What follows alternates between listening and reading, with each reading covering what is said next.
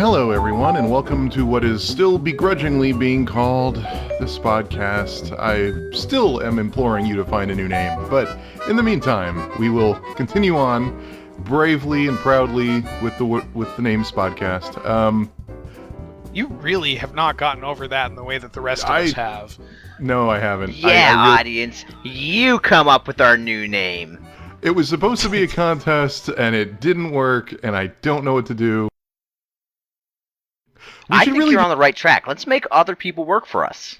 No, I propose we just rename it to like podcast number and then a random number generator number. And people will think it's an episode number, but no, that's literally the name of the podcast. Is podcast number 627, and just go with that. Yeah, great. We need a more difficult name for the search engines to read. We could make it spelled out, literally podcast number 627, all letters, no symbols or numbers. That makes it easier to search for. Anyway. Except you're just going to get all the 627th episode of all those podcasts that run for way longer than anybody ever should run a podcast. Minecraft Let's Play 627. So, yeah, this is a tight cast, small cast, skeleton crew, whatever you want to call it, little tiny baby person cast. Or VIP, right? It is an elite crew the best of the very best. I think, like, everybody but you and Glitch are on vacation. I'm on vacation, Rutskarn's on vacation, Alex is on vacation. I just happen to be on vacation with Glitch to Glitch's house. Hi, Josh! Which is unnecessarily warm right now. No, it is exactly it's as cool as it can be. That's exactly as cold as it's going to get. Which is unnecessarily warm. Do you guys live in that part of California where there's no AC? No, I wish I lived in California. Oh, I live in Washington. I live on a hill on the top floor, so all the heat's up here, and our air conditioning sucks. It just doesn't work. So I don't like it. That's a nice place hot. aside from that, though. Is it all Alan Wakey out there? A little bit. Yeah, There was a time, now that you mention it, there was a time I did get lost, and I, went up a mountain, and there was just this really, out-of-place looking guy up there, just walking in the middle of nowhere, and, it was I was trying to take Madison up to this, mountain for her birthday, but I went on the wrong road, so we were going up the wrong side, so it was, all really, dirt, and, there were, old barns that had been abandoned years ago, and then there's just this one guy walking along the side of the road, and when I passed him, I was like, huh, that's very Alan Wake-like. So, yeah, I'm pretty much, I think I'm going to rename myself Alan. I was very afraid that was headed towards a Coffee I Love Coffee reference. I don't think he knows that. I don't know if he gets that. You weren't around. No, I wasn't. For Alan My Wake, bad. every time we picked up one of those fucking coffee thermoses, Rutskarn would say, "Coffee? I love coffee." Oh, I missed out. But you guys missed out on my weird guy really with the giant beard walking up a mountain. He looked very pleased to see us. I did not stick around. Oh yeah, down to his belly button. It was really not okay. Sure you didn't run into Rip Van I like how you passed Not ZZ Top hitchhiking and decided to freak out and run away. Oh yeah, absolutely. I was not sticking around. He smiled at us, and I was just like, hello, goodbye. I wasn't having that. And to be fair, if you want to have your beard down to your belly button, that's totally fine. Whoever you are, whatever you want to do. Just don't walk up a mountain in the middle of nowhere. It's going to give me the heebie-jeebies. He was probably just a prospector. Just an old-timey prospector. Just wandering up just a mountain. looking for he his missed gold. out on the gold rush by 150 years, but Is that what happens if your beard gets low enough? Like you just hit a stage where you're like, I'm gonna be a prospector. I'm gonna go up a mountain. Your Did choices Washington are. ever have a gold rush? sure it did. No, absolutely not. I mean, not where I'm at. Nevada had a silver rush. I don't think Spokane has ever had a rush of anything.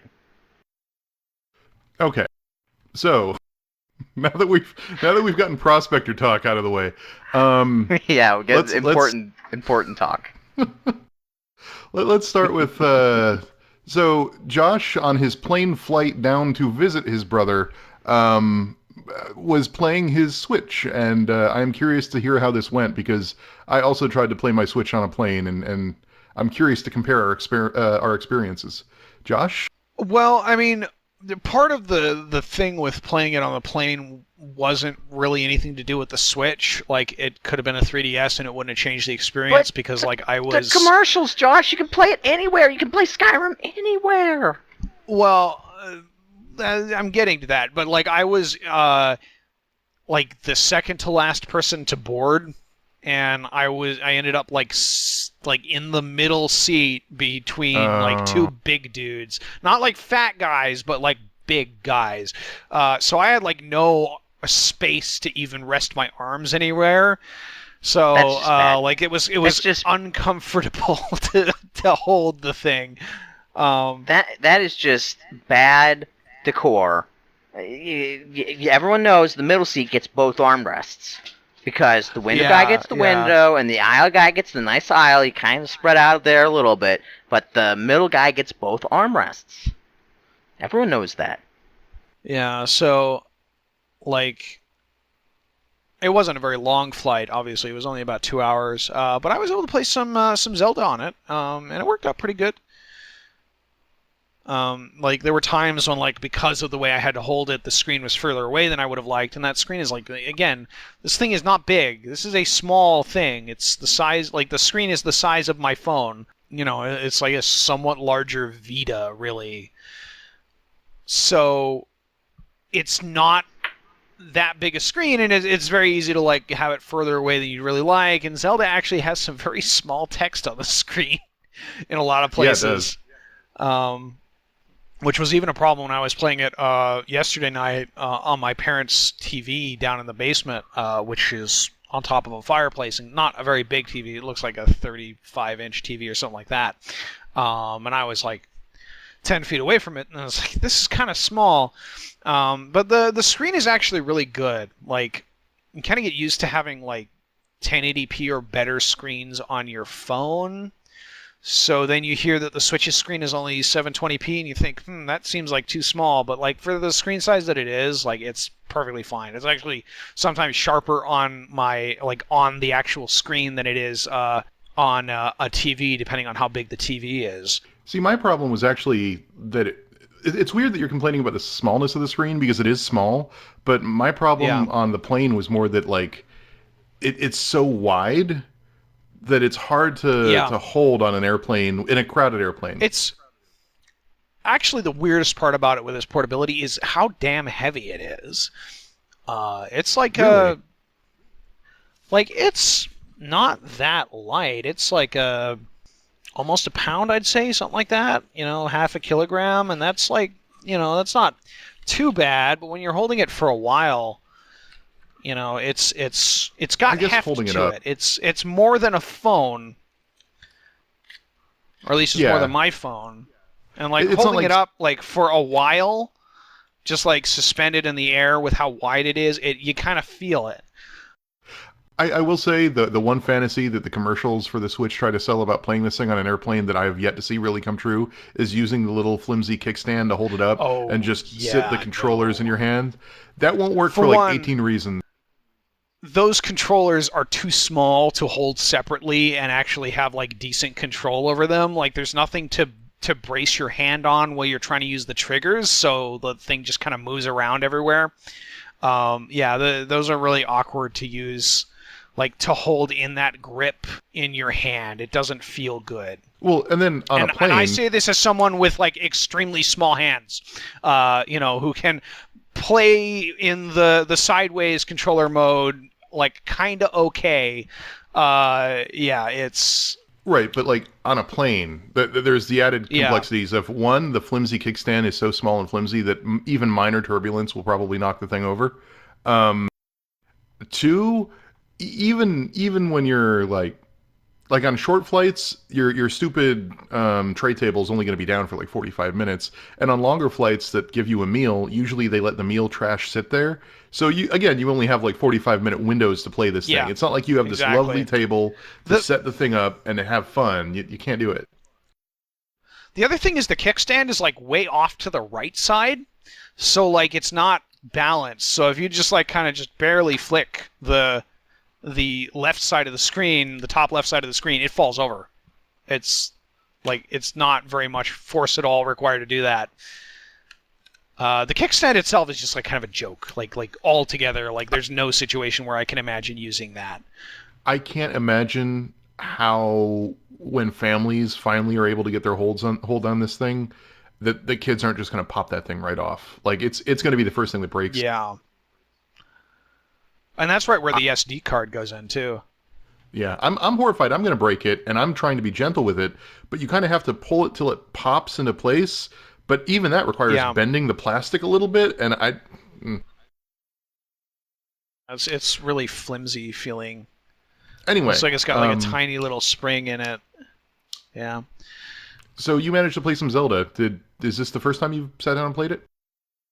I played a tiny bit of it when I bought it, just to kind of get, a feel for the system itself. But like, I had a bunch of other PC games to play, and I was like, I'll finish these, and then I'll, when I don't have all those PC games around, I'll take the Switch and play that on vacation. So that was like the first time I sat down and played any real chunk of it. It's pretty good, except something that's driving me up the wall is the fact that the A and B and X and Y buttons on the fucking Nintendo controllers are reversed from where they are on an Xbox controller, and I'm so used to the Xbox controller layout that whenever it tells me to hit X, I hit Y, and whenever it says to hit A, I hit B, and so on.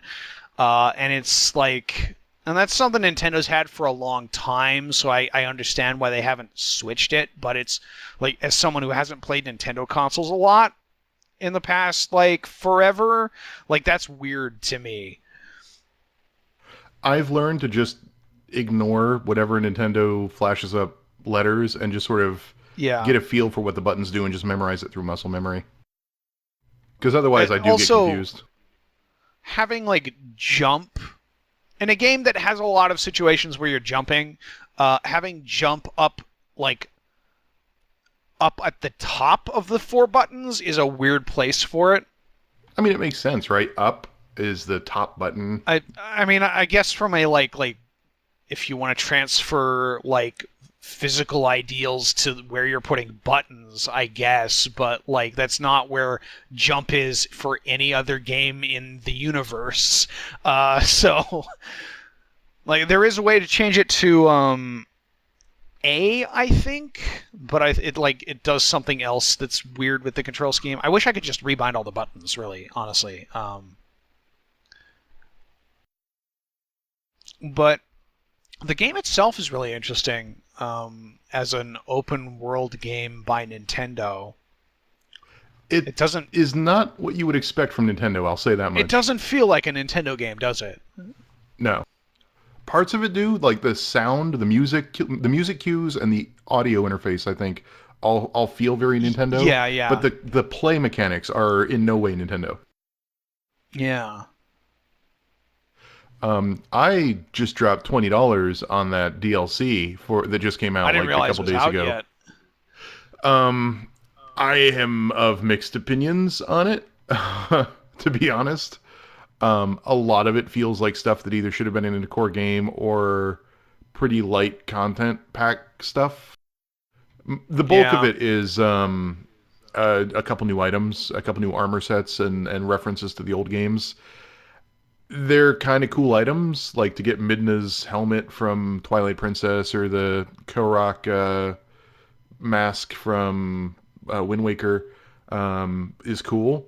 And they have unique properties, like the Korok mask shakes when you're near one of the Korok seeds, so you can more easily find Korok seeds. Oh, interesting. So like I've only found one of those so far. That's how you expand your inventory, so you're gonna want to buy some of those. I see. Yeah, I'm only like 3 hours in, so... Are you even off of the plateau yet? No.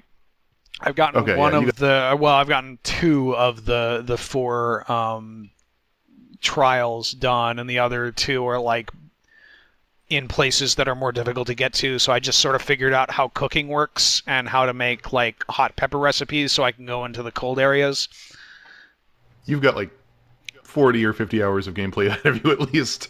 Yeah, But yeah, there's some cool items in there. But it's $20 for that, and then also a map mode that lets you see where you've been previously to help you find shrines you haven't found yet, which I guess is cool, but feels like it maybe should have been included in the game to begin with.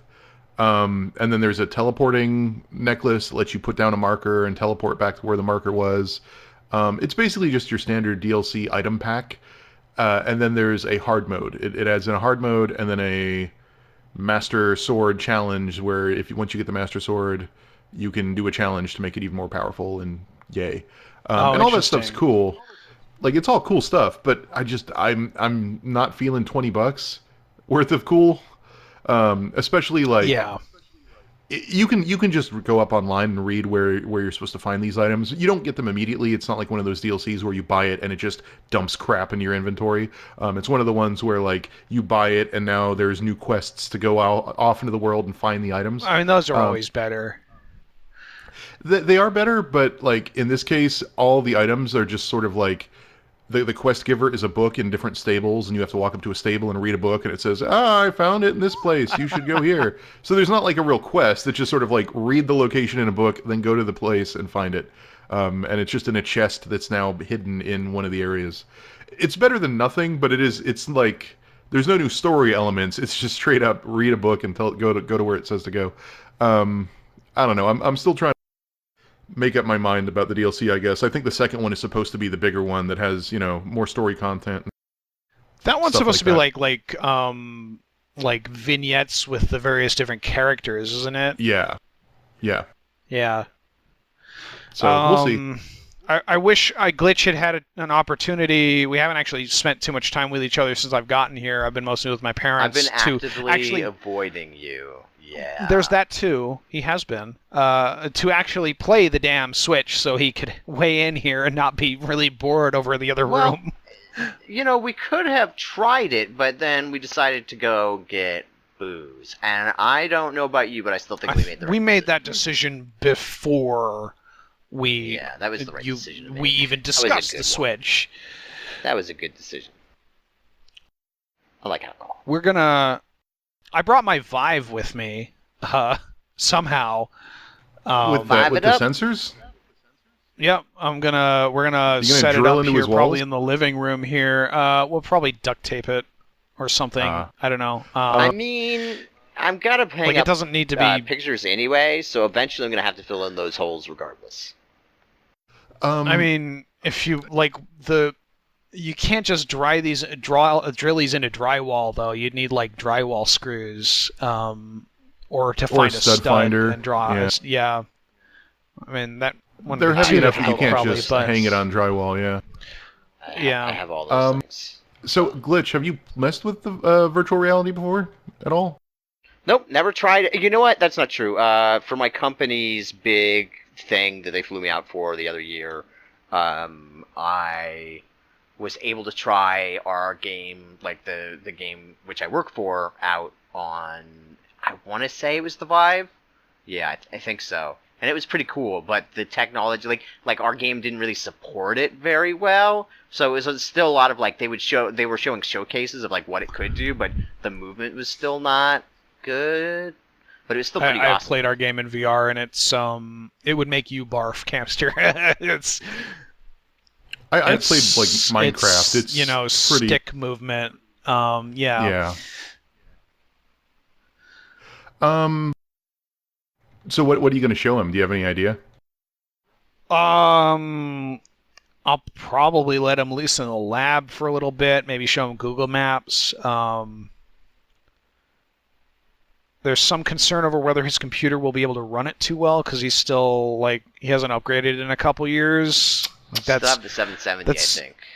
Yeah, 770. Like, that's something that's on... Like, you were planning on upgrading in, like, a couple months, right? Yeah, literally, like, if you would come a month later, I might have already upgraded, but at this point, I can't yet. We'll see. I'm trying to hold off, because I can totally upgrade now, but I want to, like, celebrate some personal successes that should be coming, and that's if I totally fuck them up. So, we'll see. I'd like to show him the Brookhaven experiment, but that's the one game I'm pretty certain will not run very well, because that thing like kind of chugs on mine sometimes. Yeah. How is raw data very like well optimized? I wish Super Hot VR Unreal was Engine. on the Vive. Isn't it now? Yeah, I might try out raw data. No, I don't think so. I think it's still Oculus. Like, maybe. I'd have to go check. It says HTC Vive or Oculus Rift on the Steam page. Really? Is it a separate thing? Yes. Oh wow. It's okay. a separate purchase. Maybe we could fucking buy that tonight. Play that because that I've been told that's the best VR experience that like this side of Resident Evil 7. Does Resident Evil 7 support VR on non-PlayStation consoles? No, it's still PSVR only. I've heard like vague ruminations that they'll eventually port it over to VR, but you know, I'll be interested to see what Bethesda does with their VR applications.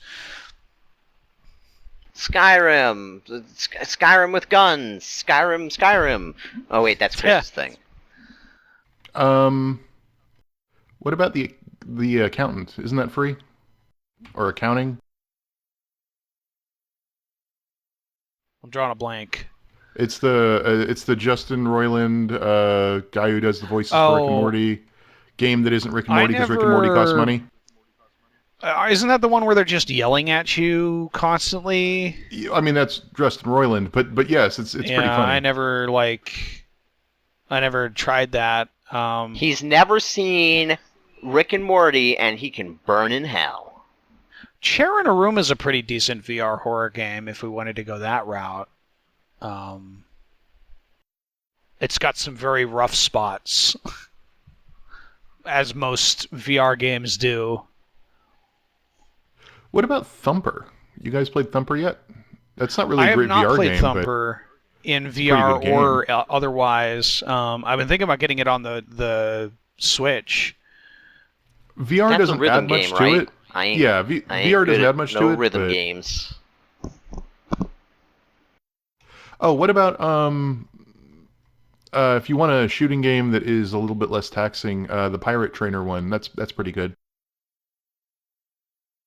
I've got a zombie trainer game that I've never messed around with. It like came with the Vive. Oh, you know what? You could also try out as far as story experiences go.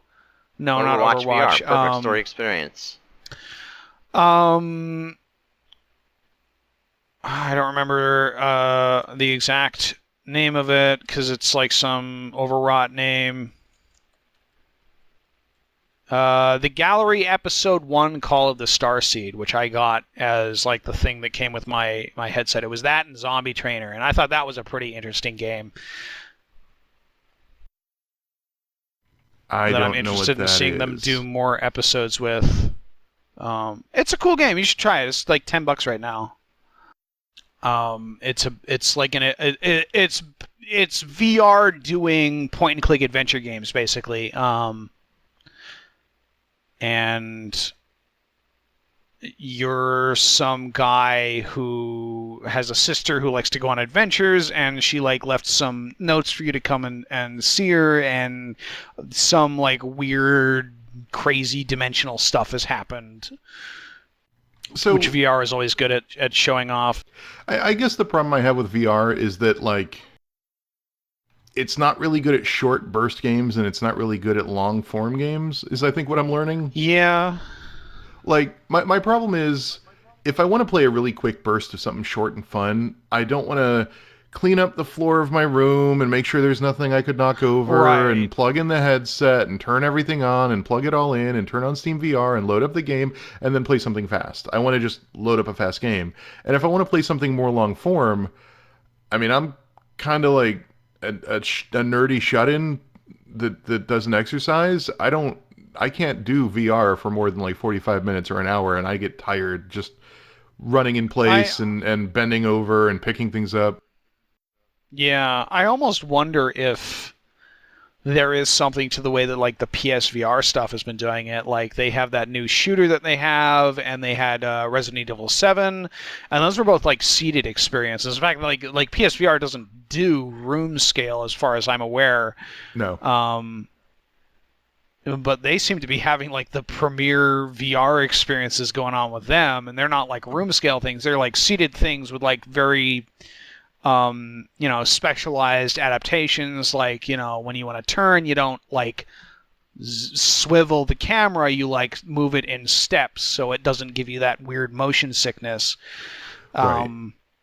And when you're like moving with the stick, it like, does like a vignette around your eyes, so you like tunnel vision, so that you're not getting like the peripheral vision fucking with you. And all this apparently makes it much easier to actually play for long periods of time without getting too sick. And it's easier to set up and get into because it's literally just putting the headset on and going, because the PlayStation Eye is already there. And I don't know. The problem I have with that is the fidelity is so bad that it would drive me nuts playing any game of any kind of skill, because your hands do that shaky thing. Yeah, with the Move controllers. It's interesting that the Move controllers have gotten their most use out of being VR controllers. Like, they had that hardware sitting around doing nothing, basically, being their, like, less widely advertised version of Kinect, basically. So, yeah, and then VR came around, and like, well, we needed motion controllers, so here we go. We'll see where the future of VR is, but I will say that as somebody who's had a system now for over a year, it doesn't get a ton of use out of me. Yeah. I want to use it more, but I don't know. Like, getting more games that support VR out of the box is kind of like more than just these indie titles that are all just wave shooters, job mostly. Simulator or rail shooters. Yeah. I mean, there are some experiences I really do like. Oh, go ahead, Glitch. Sorry. No worries. They really need to just figure out the movement. I think that's the biggest hurdle for VR. Yeah. It's really hard for developers. Like I like to think about game design and how I would make games, and I can't think of a single one I'd want to make for VR. It just sounds like a pain. Yeah, it's without a big problem. Move. Yeah, like I don't want to teleport places. Like as a person who plays games, I don't want to teleport places. It just doesn't sound interesting. I mean, it's sort of the inherent contradiction of VR, right? Like, it is really, really good at selling you on the concept that you're in a space, and really, really bad about letting you explore that space. So at once you have to have a game that is about space, but not about the whole space, just about a room's worth of space. Any more than that, and you have to ask people to start teleporting or walking around in motion sickness doom. Or coming up with clever gimmicks like the teleporty game that involves firing teleporting blobs and walking into them.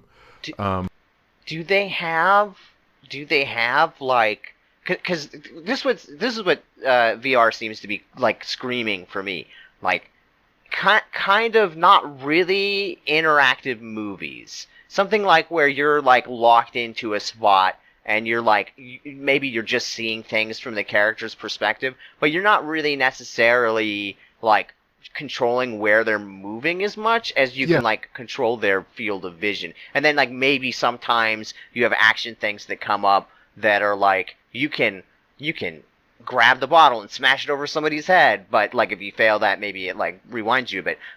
I don't know if there's anything like that. I haven't heard of anything like that. I feel like that's what VR would be perfect for. I am not aware of any QuickTime Event, David Cage, Telltale-y story games. There are, however, a lot of movies on Steam. Not a lot, but a few movies on Steam that are VR experiences.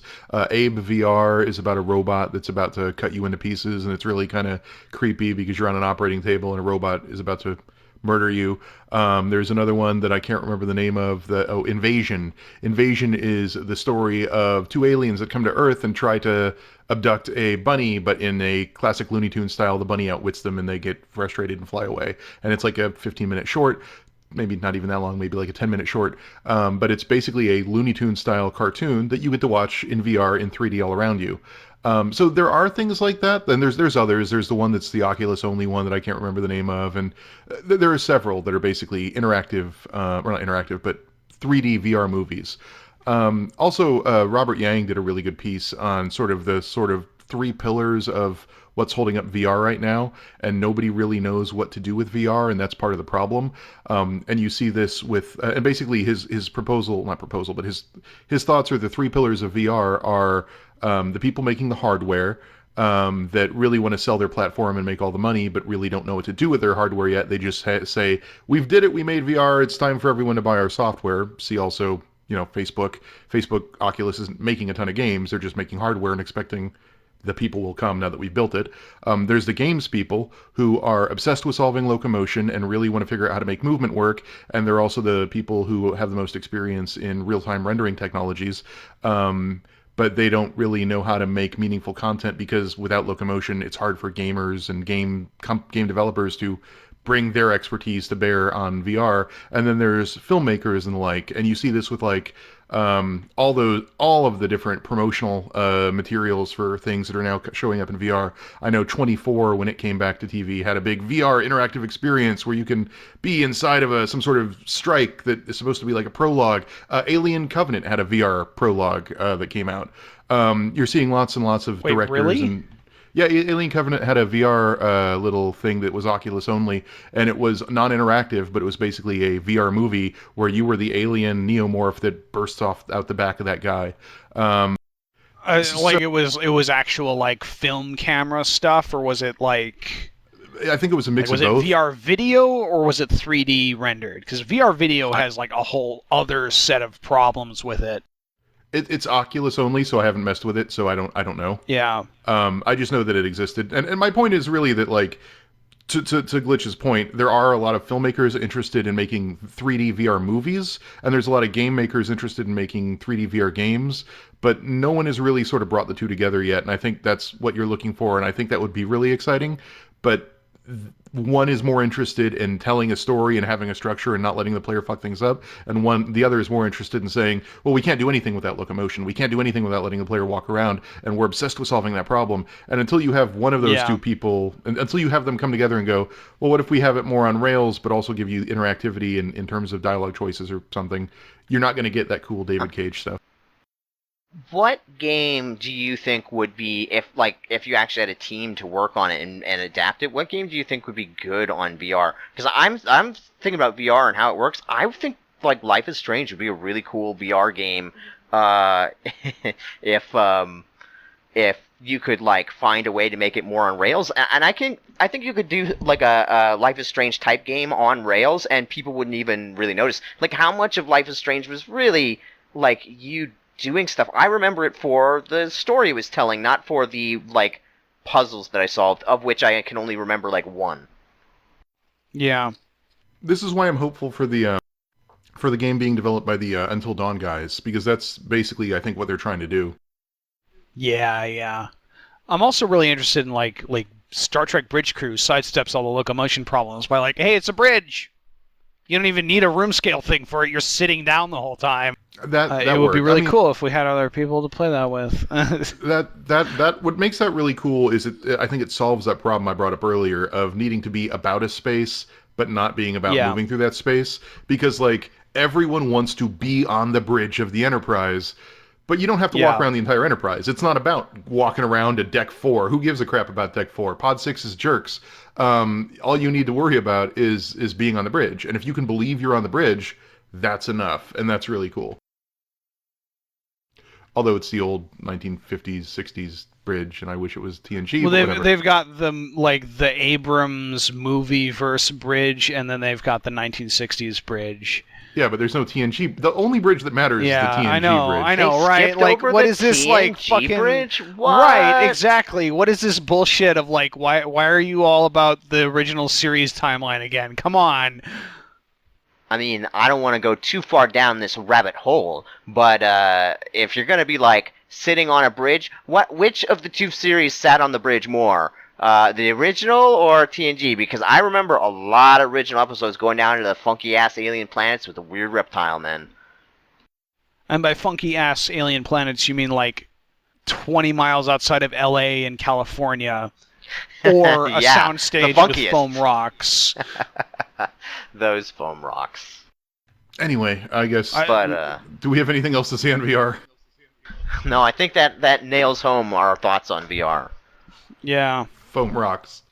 Give me foam rocks in VR. So, before we move on to news, does anyone have anything exciting to say about the Steam sale? That what going on till next week? The only stuff I bought one game, or no, actually you bought the game for me, Glitch. I haven't bought any games on the Steam sale. The only stuff I bought... Get yourself Dominia. Dominia? Get yourself... Domina. It's like It's $5.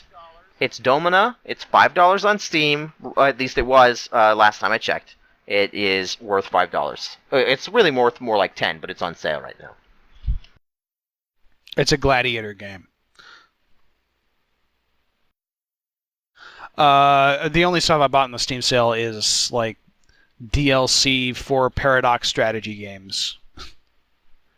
Wow.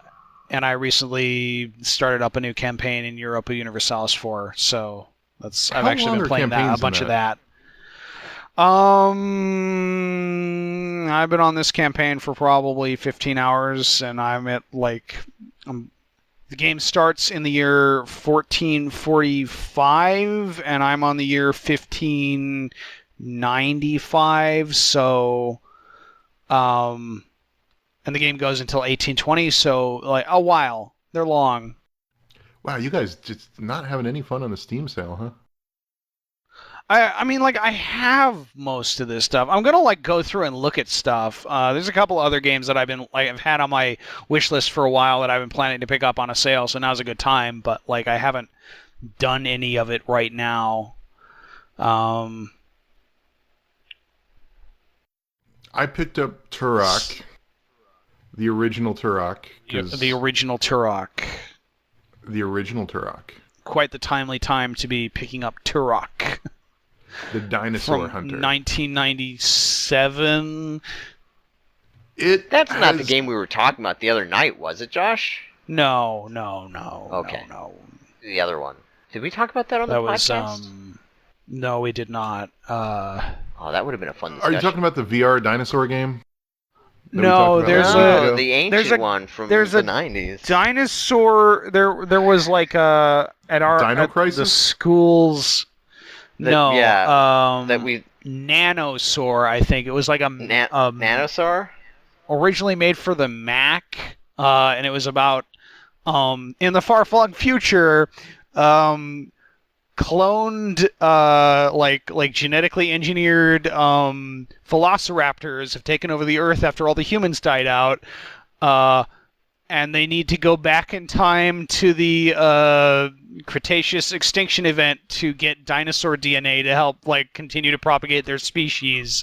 So you're my question is, velociraptor trying to get eggs on a timer, and you have like rocket launchers and a jetpack. My question is that on the Steam sale? No. Well, I don't care now. They ported the sequel to that to like the iPhone. The only other thing I picked up were a couple VR games in an effort to get me to play VR again, not to bring VR back up, but I did pick up the Rick and Morty game. It's disappointingly, Rick and Morty are not the focus so much as standard VR tricks, which is kind of sad. Right. Like it's like nobody's figured out how to do anything with VR. God damn it! We're right back at VR, but nobody's figured out how to do anything. I swear to God, I'll make this quick. Man, this is what I've been saying all podcasts. For all those podcasts, this one podcast. They need to really get on the roll. I can't believe nobody's come up with something. I've been talking about it for this whole podcast. Come up with something, people. I'm just saying, like, it is a room scale VR game where you switch between different stations in order to do things for Rick, because Rick is a jerk and you're a clone of Morty and he wants you to just do Morty things. And it's basically a job simulator, but a little bit more funny because it's punched up by Rick and Morty stuff. And Justin Roiland yelling at you is always amusing. But it's still like, dig through a cabinet to find the what's it that you need to open the thing, and it's just it's basic puzzle problem solving. And I don't know, I was hoping for something a little bit more off the wall, but yeah, that's what I saw from it. And since I haven't seen Rick and Morty, because I'm a pleb, like there's you no would like real it. attraction. I will say to that it. 2000. Like, I don't want to pressure you into it, but it is, I think, your style of humor. You would like the nihilism. I want to pressure him into it. Well, I just think Josh would like it. So I'm not going to pressure him into watching it. I'm just going to say it's like your brand of nihilism meets a little bit of heart, but mostly nihilism. And I think you would dig that. I agree, but let me give you an insight into Josh as a person. Because Josh, this may have alluded to you all. I don't know if you picked up on this. From how many years have you been doing this, Josh? 2, 3, 4, 7? 7 and a half. 7 years. Josh is actually not fun at all. He hasn't ever watched IT Crowd. He won't watch Better Call Saul. He's never seen a Miyazaki film, which I'm gonna fix here after this podcast, maybe. So which Josh is Miyazaki like film are you behind the gonna show curve. I'm not really sure which one I want to show him first. I've got most of them. Don't show him Howl's Moving Castle, because that one sucks.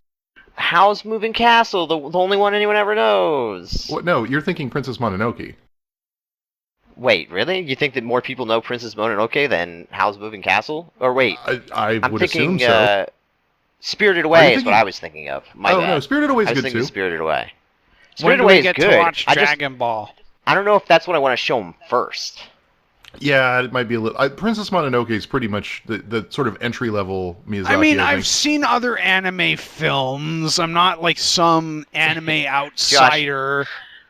Josh, you've never seen a Miyazaki film. You're a bit of an anime outsider just because of that. I've never seen Akira either. Okay, why is Akira in the TV section? I have seen Ghost in the Shell, though. Ghost in the Shell, the original or the Scarlett Johansson? Yeah, the original film. Oh yeah, the Scarlett. I saw the Scarlett Johansson version. I have not seen that film. No. I've seen all the Ghosts in the Shell except like the last episode of Arise and like the Scarlett Johansson stuff. So. Boo! Arise. I could go on about that. Not like that one. Not a fan. All right. Speaking of complaining about things Japanese companies have done, let's talk about Nintendo and their announcement of the SNES Classic. I want one. I'm never going to get one.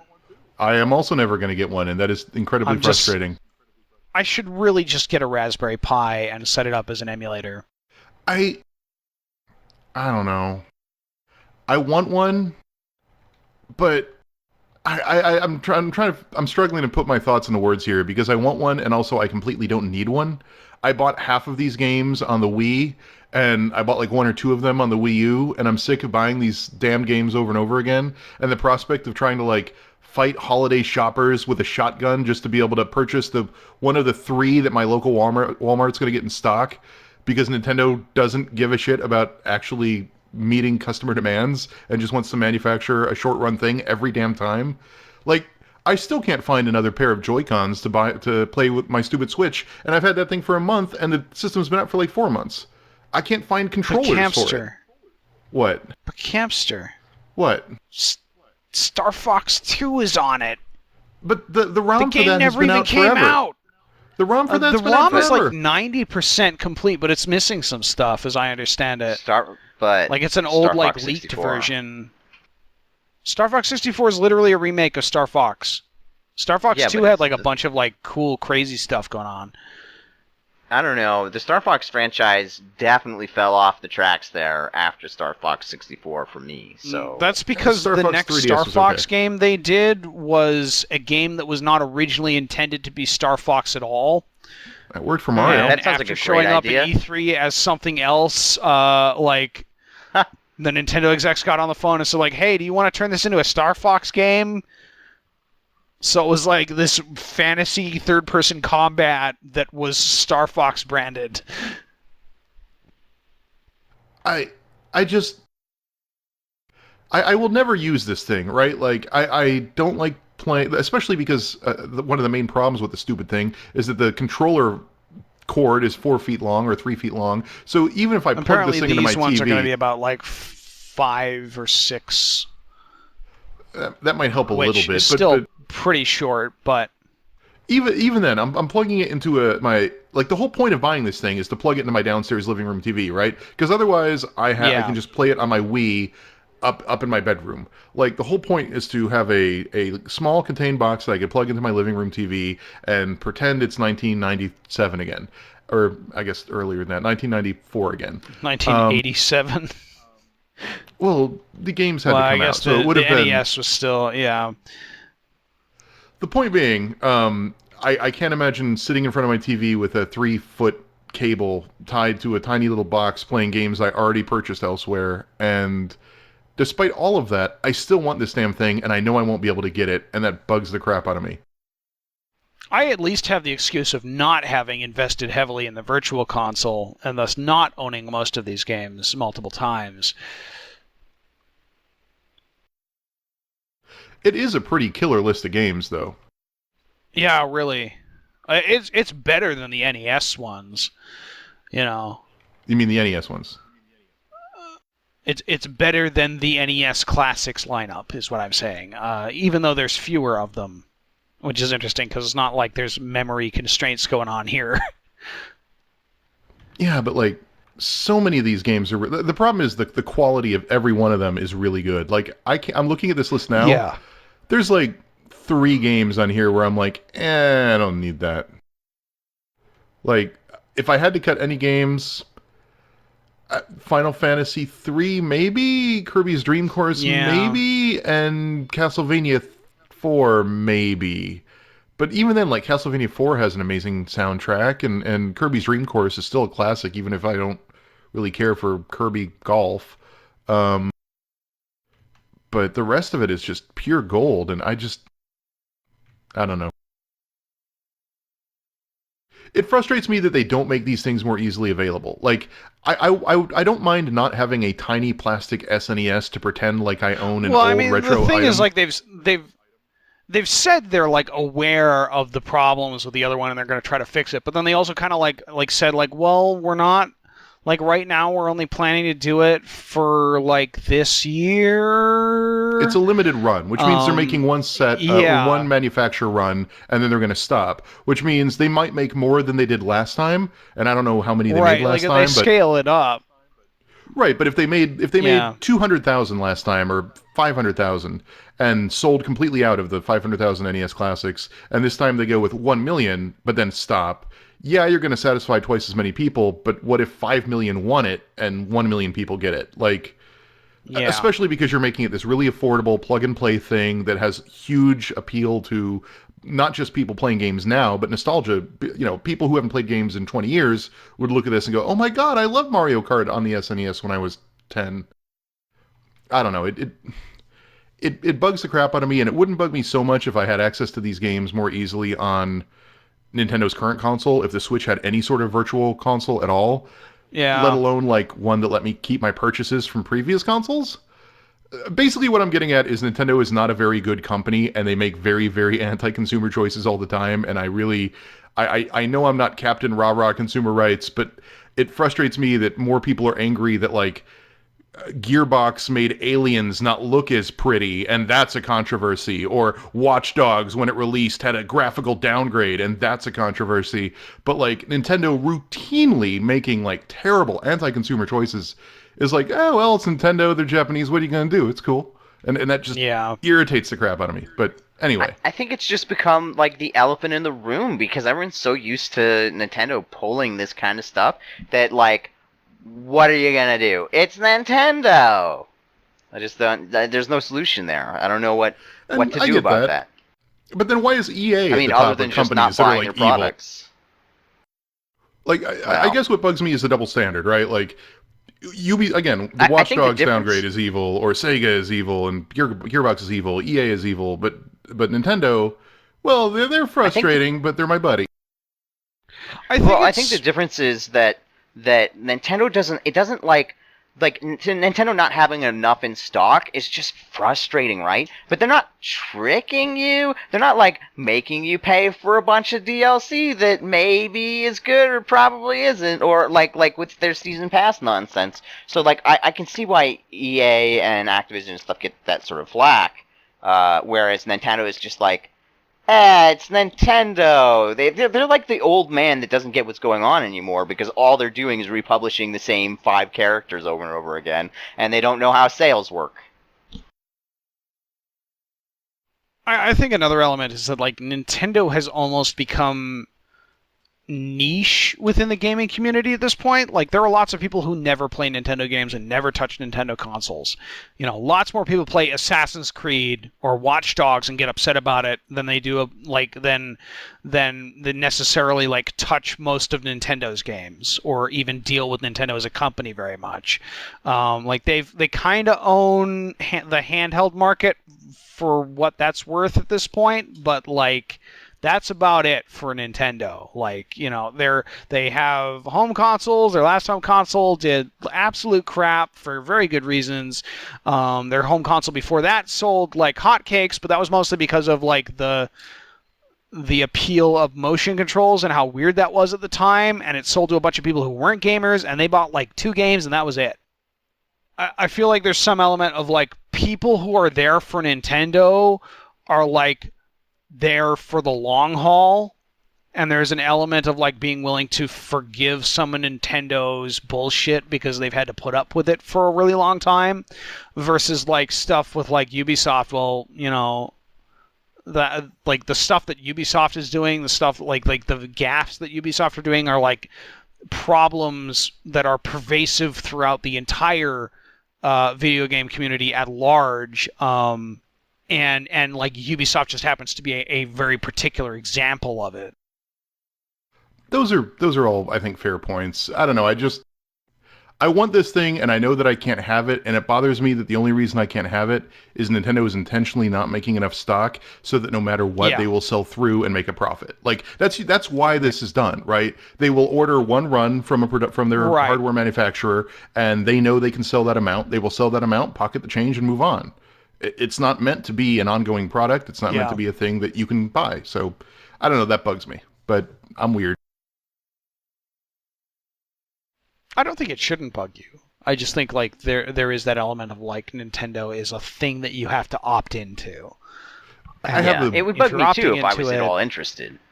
I have a weird love-hate relationship with Nintendo at this point. I adore their games, and I just cannot stand them as a company at this point. But yeah. No, I'm right there with you.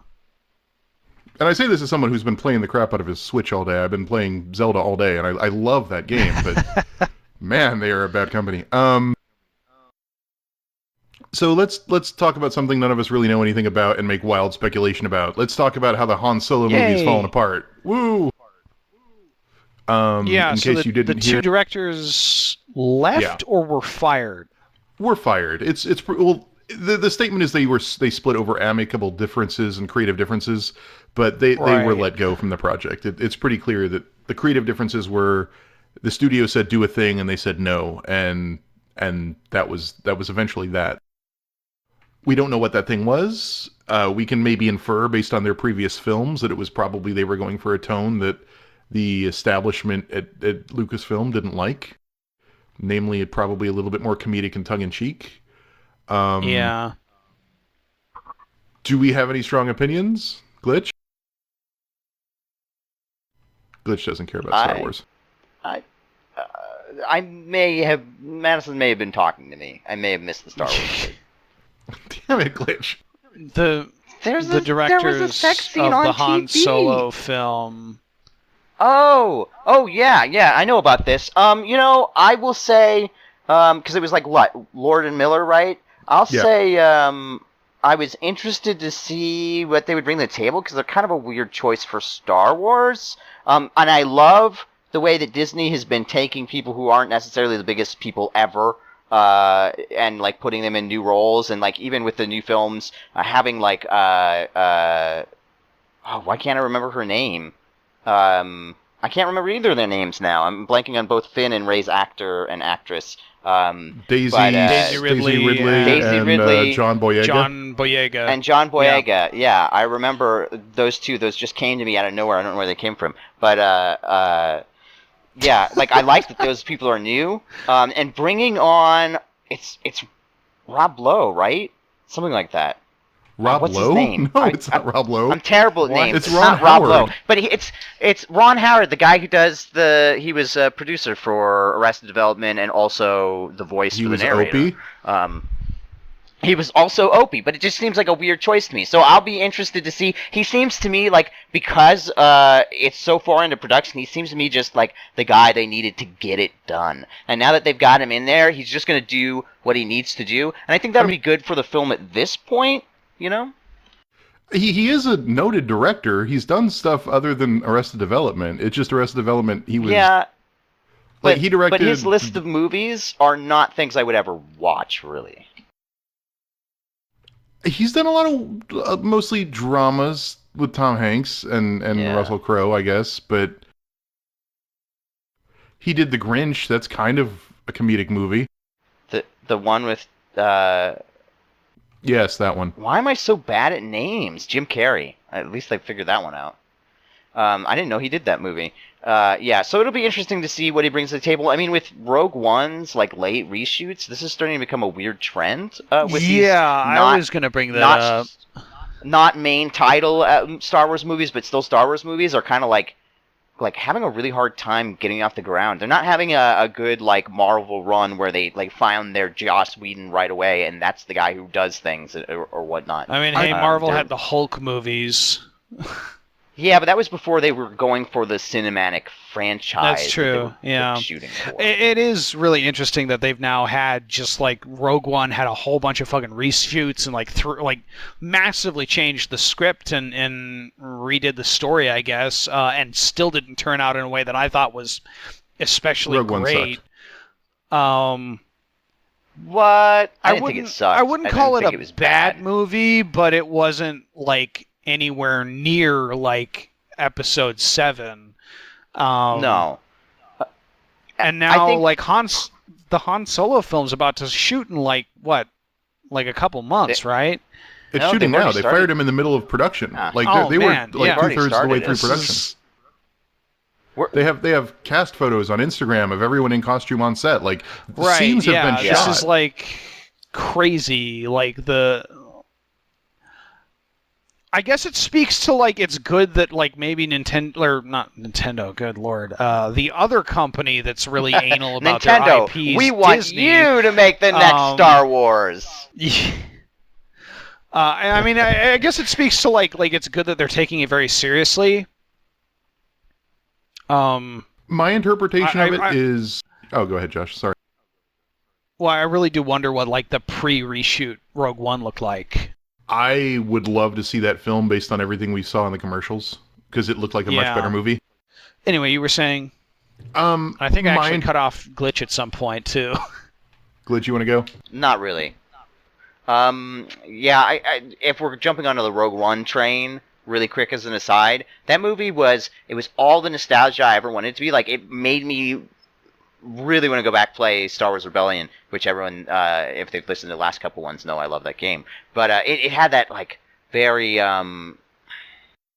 it really captured the theme. They were really focused on hope, which has been a really huge theme throughout the entire Star Wars saga. And I think they did a good job. They just did a bad job with Felicity Jones' character, the protagonist. Well, of all the the whole characters movie was, really. Well, sure, but like I can forgive, the problems with Baze and in a way, because they're not really meant to be this really fleshed out. I don't remember any of the character names in that film, so you're naming names, and I'm like.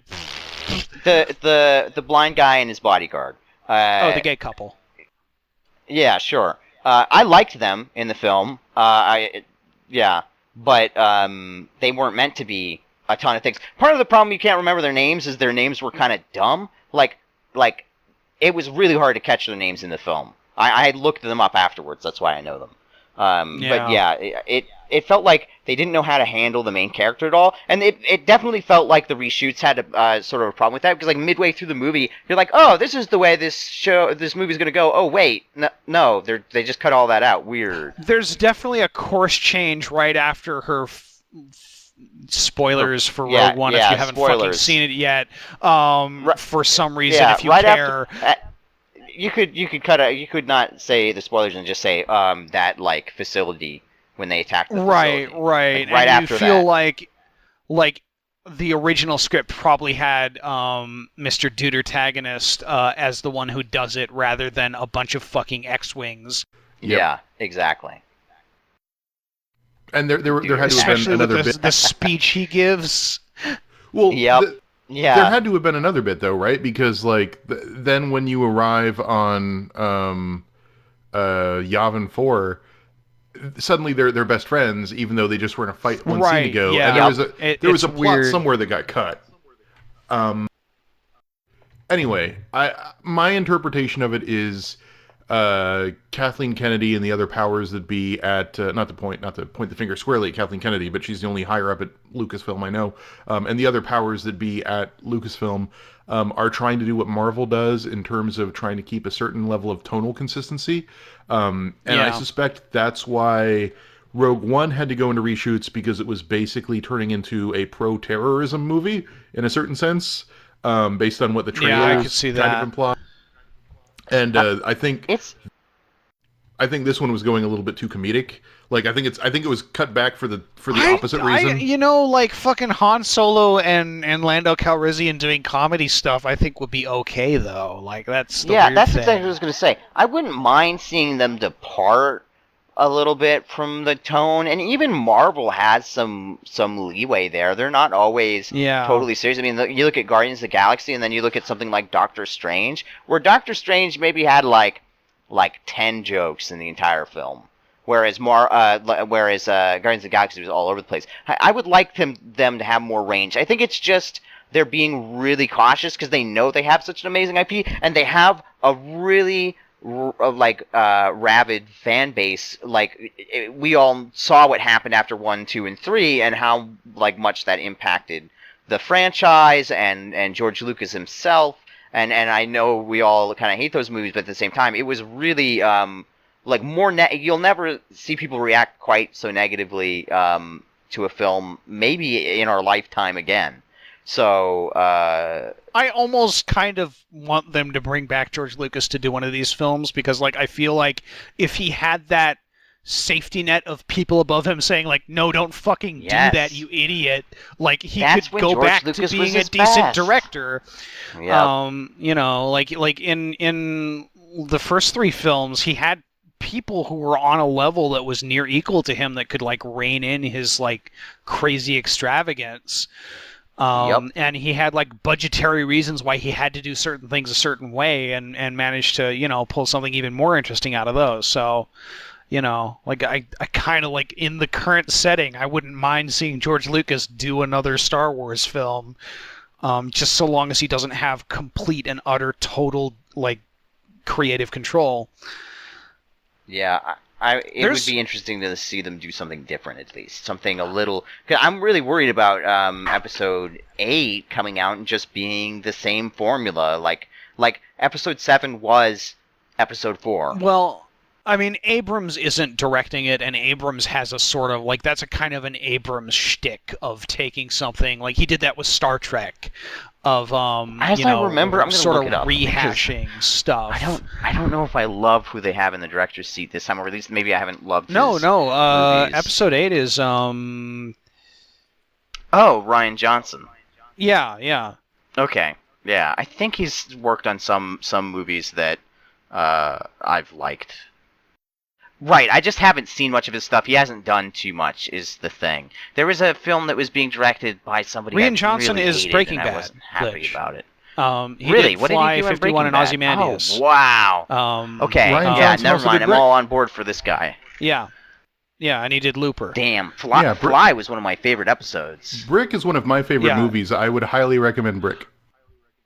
No, I've actually seen a lot of speculation about Colin Trevorrow. But didn't they... Sorry, go ahead. Did they what? Didn't they what? Didn't they take Ryan Johnson... Speaking of more drama behind the scenes, didn't they take Ryan Johnson off the writing of the of episode 10? Like, originally he was directing... Is there an episode 10? Not 10, 9. He was originally going to direct 8 and then pen the script for 9, but I believe they took him off the script for 9, and no one knows why. And maybe that speaks to further drama. Just to throw baseless fire on the fuel on that fire. I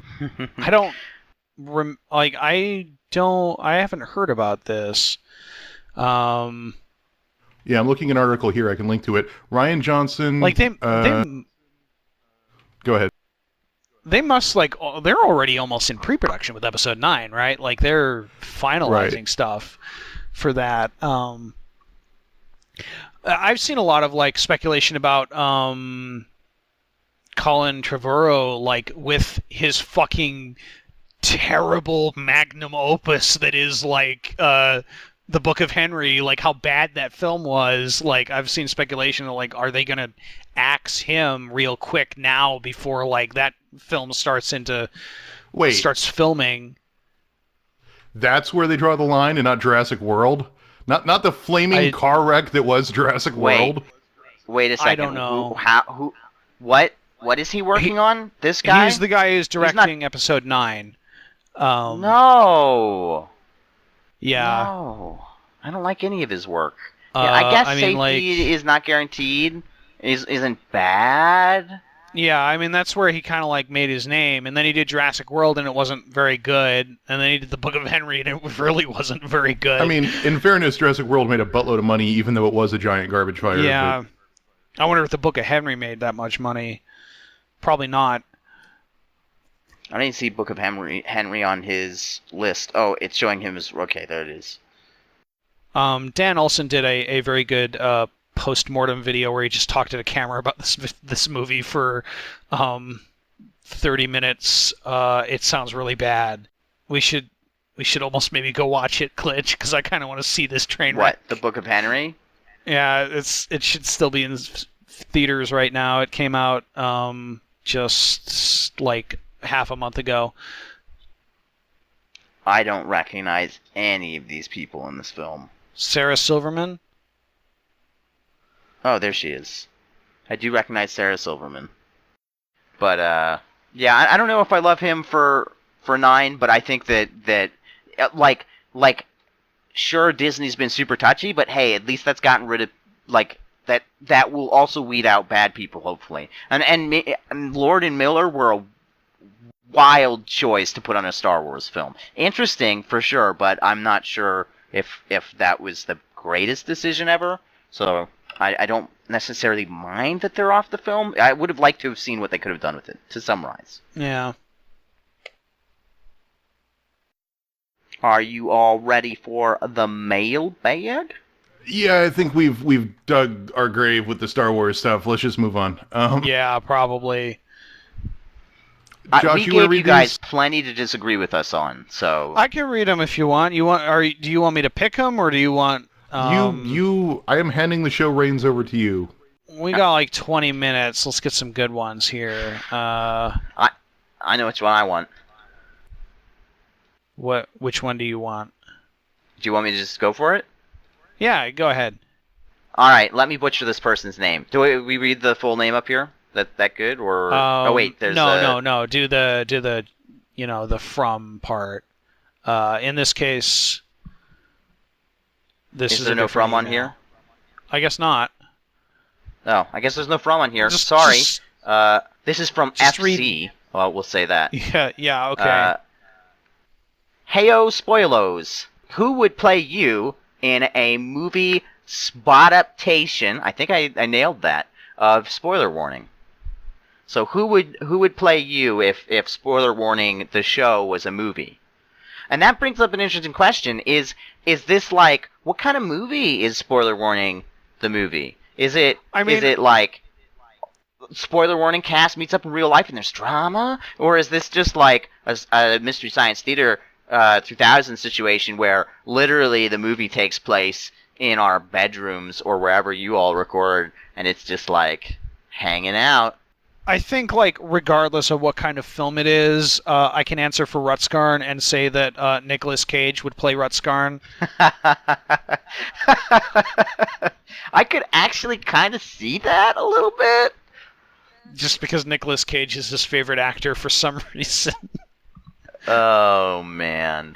I think I would be played by Peter Jackson, but Peter Jackson in the middle of a production, not like skinny Peter Jackson, fat guy Peter Jackson. You get fat guy Peter Jackson, and you're pretty good. That's about what it would take. Do we have to pick from actors? I mean, Peter Jackson's the director. Okay, I'm gonna say I want to be played. I want to be played by Griffin McElroy from My Brother, and Me. Just because I want to see what Griffin McElroy would do with my character. I want to see what he would do. That's cheating. You can't pick a more popular version of yourself. Oh, damn it! He would be the perfect cast. Fine. Felicity Jones then. Alison Brie, Amy Adams. For me, I look kind of like a younger but still pudgy Steven Seagal, so obviously I'd be the washed-out action hero. You know, I've been told that I look like Hiccup from How to Train Your Dragon. So, like, I want it to be a film where it's like it's Peter Jackson and whatever you said, Josh, whatever his name was, and then Hiccup from How to Train Your Dragon, like CGI'd in. That's the Groot for our group. Yeah, but I'm just really confused. Like he's just really confused because he's like, acting? What are you on about? How did I get here? This is all. What is that? Is your ceiling on fire? What is that? And you're like, no, it's just a light. Just go with it. Hiccup from How to Train Your Dragon, and then you keep saying Hiccup from How to Train Your Dragon. I have a last name, and what is this How to Train Your Dragon? I train dragons back home. How did you get me here? Can you imagine the hijinks? It would be great. Okay, I've got a list. Oh. Shia LaBeouf is Josh. Okay. I like it. Okay, Seth Rogen is see me. That, unfortunately. Whoa, wait. Step back a second. Shia LaBeouf, young Shia LaBeouf is Josh, or now Shia LaBeouf? Now Shia LaBeouf. Yeah. Good. He's got the ponytail already, so... Yeah. Seth Rogen or the other guy that looks like Seth Rogen is me. I don't care. Jonah Hill. One of those people. We got Nick Cage still is Rutskarn. The guy who plays Sheldon on The Big Bang Theory is Glitch. And, I'm okay with this. Okay. And Chris Hemsworth as Rutskarn.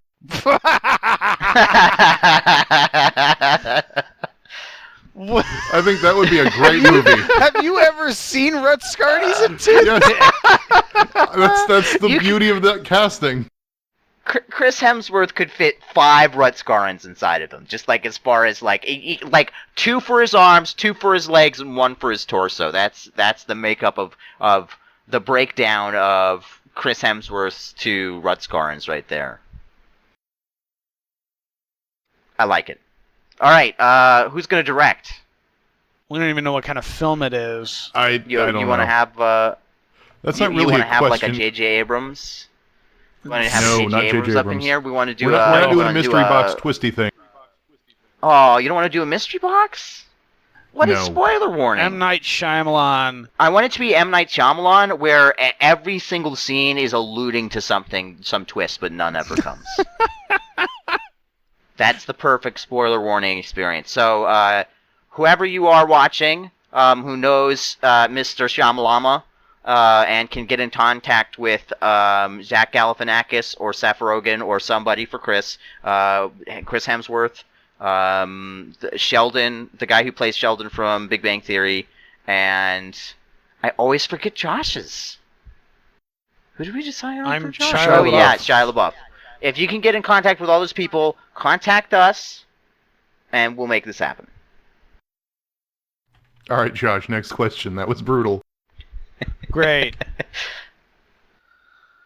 Let's see here.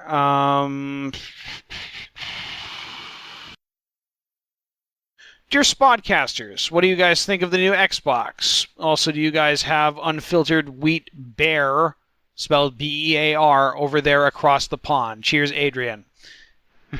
I just want to say, I don't know what kind of bears you have in your country, but you need to get your bears checked out if they're made out of wheat. Yeah, really, like that doesn't seem like a healthy bear. It's like some kind of sickly, like shaved dog-looking bear. In all seriousness, but are they a good source of food? I mean, we have unfiltered beer. We have like Hefeweizens and other boozes. I don't know if they're as good as what you would find in Europe, but we have unfiltered wheat beers. You know, your Blue Moons is sort of your Budweiser version of wheat beer. Yeah. I think the real question is, if you feed wheat beer to a wheat bear, is the wheat bear a cannibal? This needs to be established. Somebody needs to find out. If you feed wheat beer to a wheat bear, the wheat bear becomes a weak bear. That was a sentence. I commend you for getting through that one. That was I could not do that. As far as the Xbox goes, oh right, he asked an actual question. I think we've said our piece on this a bit before, but I think Josh and I are kind of in agreement. Like, some stuff has come out about it since E3. Like, in the aftermath of E3, we've learned some more about it. So, like, there is maybe more to talk about. But, like, yeah, go ahead. No, I was just going to say, like, the big concern is where are the games going to be coming from, because Microsoft doesn't do exclusives for the console, and it's a super expensive high-end thing, and if you're going to go super expensive high-end, why not just get a PC, which is where Microsoft is also porting their games, because they went the Windows Live Marketplace to compete with Steam. So who is this for remains the big question, but as far as a piece of hardware, it's fine. It seems to me like a company that is big and doesn't talk to each other, like their different branches don't talk to each other, because you got this piece of equipment that, like you said, it's pretty much just like a mini computer that plays games. But if you're gonna go for like, hey, I want a thing that could really play games and has a lot of games on it, why not just go for a PC? Especially with the way that controllers are like easily connectable and usable for games on your PC. You can do that easily now. I think something else that's interesting about the Xbox One X, aside from its horrible name, is like apparently a number of the games being showed off on the show floor, like people were able to analyze like on a pixel level, and like a lot of them were using checkerboard rendering techniques rather than going all the way 4K. Oh my god. Someone's going to make that a t-shirt now.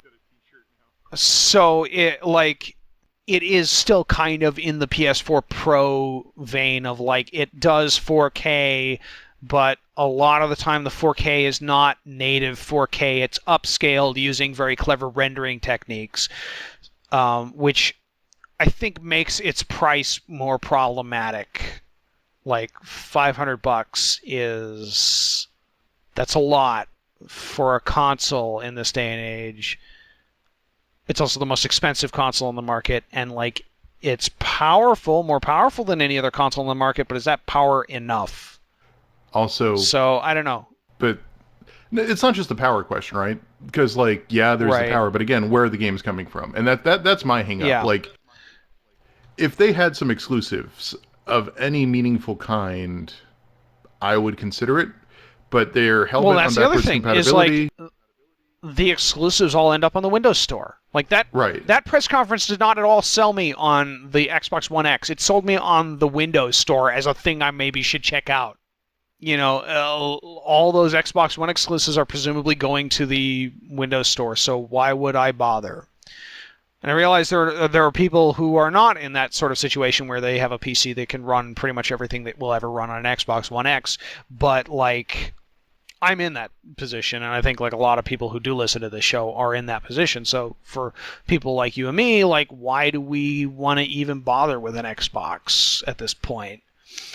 And again, like, that's the weird thing. Like, they didn't really address that overlap at all in the press conference in a way that I was expecting. I honestly went in there thinking, like, there's a good chance they're going to announce that this thing is like basically just a Windows PC with a somewhat locked down architecture that runs Xbox games, and that like they're gonna merge those two ecosystems, and they're kind of doing that, but they're doing that in a way that almost seems like they're not really paying attention or understanding the implications of what they're doing, which is weird. Yep.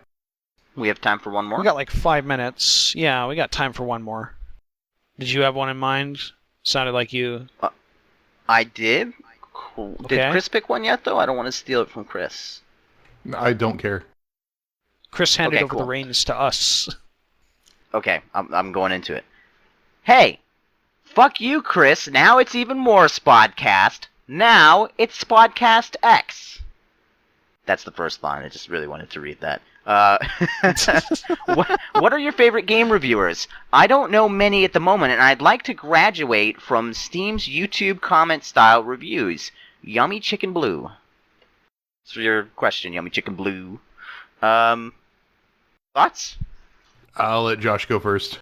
I mean, like, I like the Giant Bomb guys. Giant Bomb guys are Josh good. really likes the Giant Bomb guys. I would be willing to wager 50% of his messages to me are Giant Bomb videos. Yeah, they are.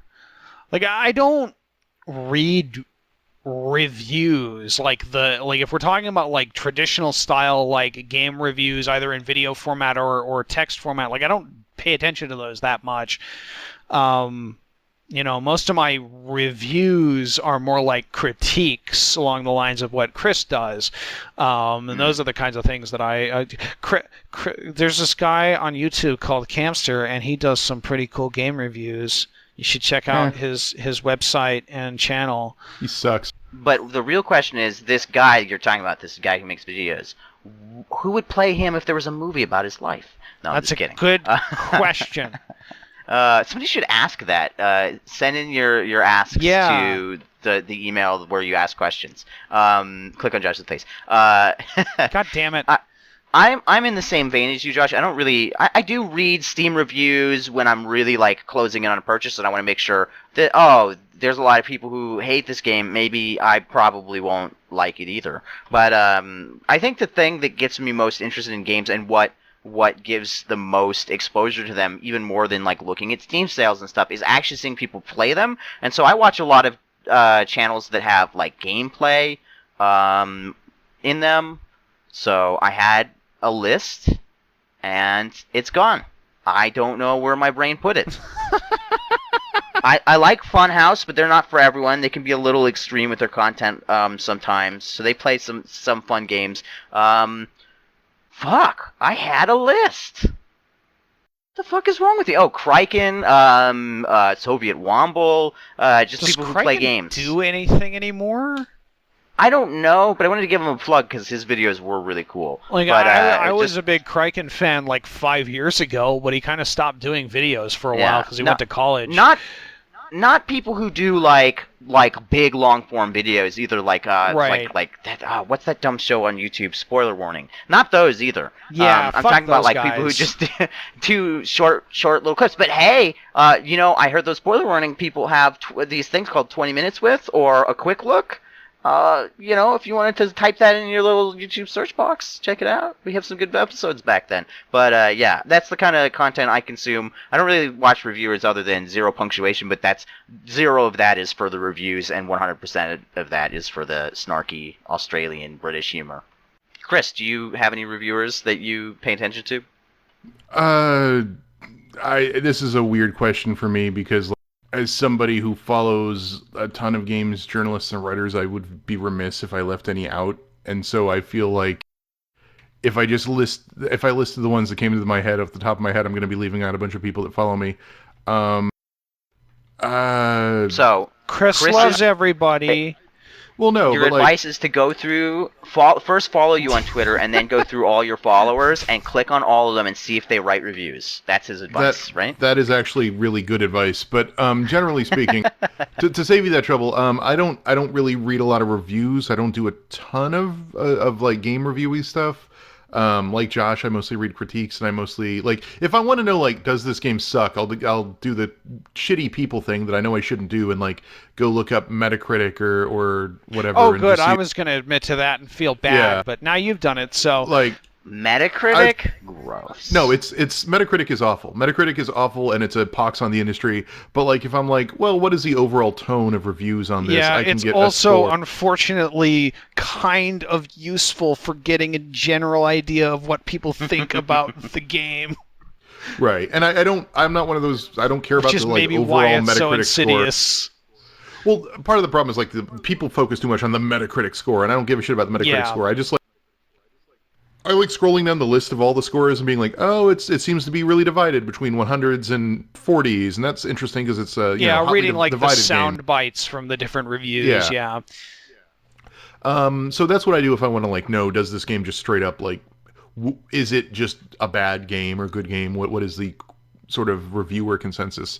But mostly what I read and watch on YouTube is critiques and stuff, and I don't want to start naming names because I'll leave people out and then I'll feel bad.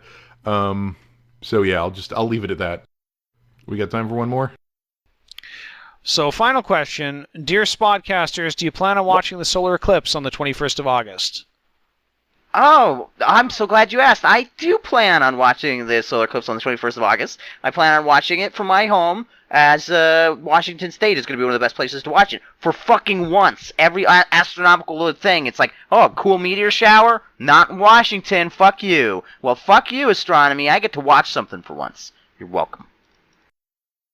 That's how I feel about that. Thank you for that outburst, Glitch. I was going to do it if you asked the question or not. I knew it was there and I was going to answer it, so.